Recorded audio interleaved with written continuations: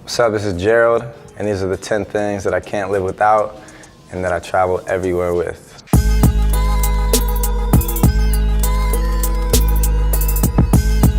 You know, for me, Rolex is Rolex. It's always held that place of, superiority of class. Growing up, like listening to everybody rap about Rolexes, you always want one, and that's like a benchmark, your journey of your success. Getting this watch was like a holy grail watch. It's the presidential.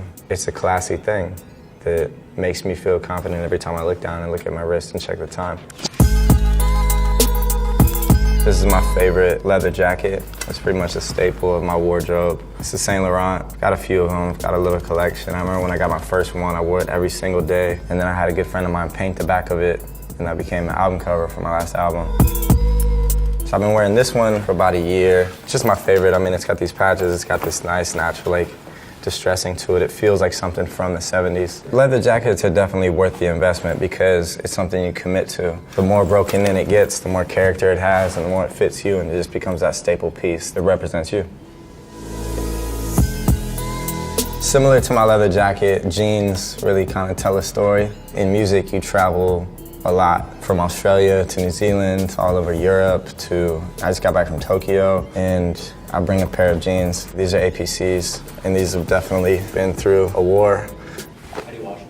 I don't. I mean, if you have to, you can put them in a bathtub with some Woolite Dark and let them soak in there and dry out, but try not to wash them. I've got a ton of black skinny jeans that are kind of like my staple for being on stage. Yeah, maybe over 100, I don't know. It's kind of like Batman with his suits. A pair of sunglasses is, pretty essential. These are Celine's. I wish I was better at keeping track of them and not losing them. I think it's really about finding a pair that fit your face and that, you can wear it with most anything.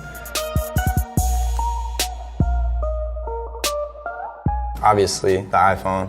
One of the worst mistakes I ever made was getting a second iPhone. I was gonna only give the number to a couple people, and then everybody got it, and now they kind of just both ring equally. I mean, I literally do everything on this phone. If I have an idea throughout the day, which is constantly, I just scribble it down in my notes. Of course, apps, Instagram, I'm on all day, much more than I should be.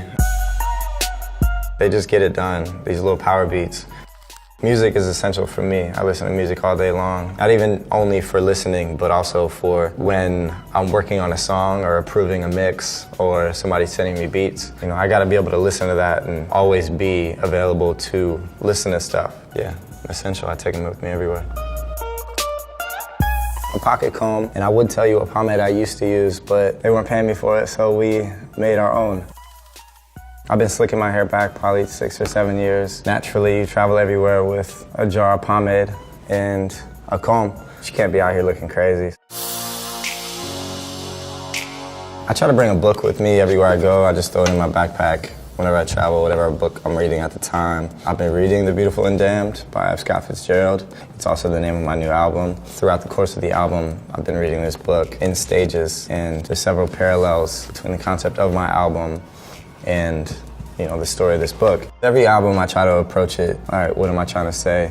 What am I trying to convey? What story am I trying to tell? All that channels into my music and becomes a story.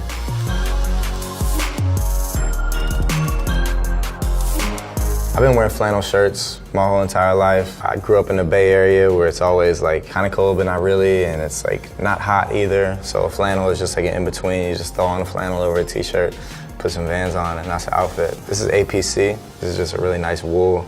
It's a nice pattern, nice colorway. It's simple, but it's essential.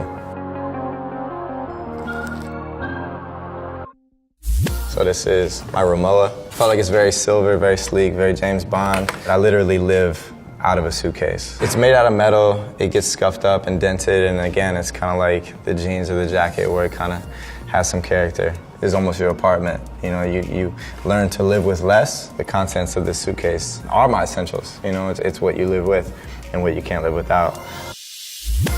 These are my essential items, everything that's got character from traveling with me over the years. So these are mine.